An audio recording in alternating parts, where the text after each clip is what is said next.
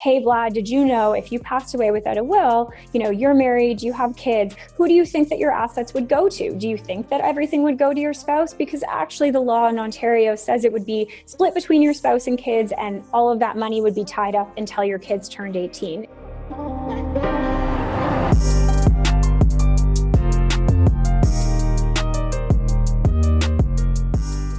Do you find that when you market willful or just when you're dealing with your customers, are you getting a lot of people that are wanting to get a will, they just don't have an accessible, easy way to do that?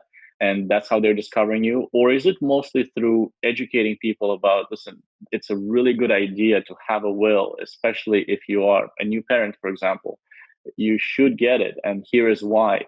And you have to do that education piece as well to get people to come to that conclusion that, you know what, I do need to take care of it. Yeah, Vlad, I mean, you hit the nail on the head, which is you can tell anybody that things are a good idea for them to do, but you can lead a horse to water, but you can't make them drink. And I'm guilty of this in my own life, right? There's lots of things I know I should do, like build an emergency fund, but you're just maybe not prioritizing it.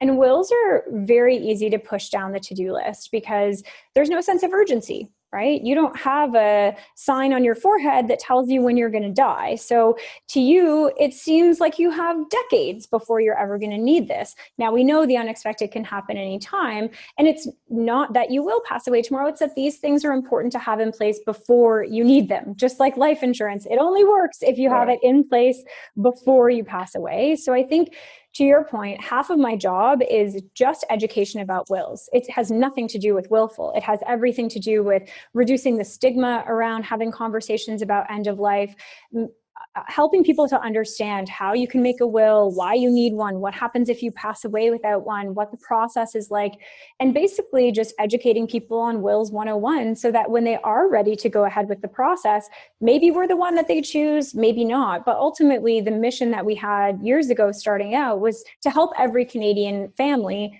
protect their loved ones with a will. So I hope they choose willful, but not everyone will be right for us. And ultimately, as long as they create the will, they've still achieved that goal. It's a huge educational curve. And to your point, a lot of it is not helping them to choose willful. It's helping them to choose creating a will at all. So when you do have those conversations, what are the main reasons to get a will now and not delay it? Yeah, it's a great question. I mean, we really focus on empathy and empowerment. So we never focus on the fear-based side of it. Like, well, you could die tomorrow, Vlad, so you should get a will because you might drop dead tomorrow. Like, no, never that.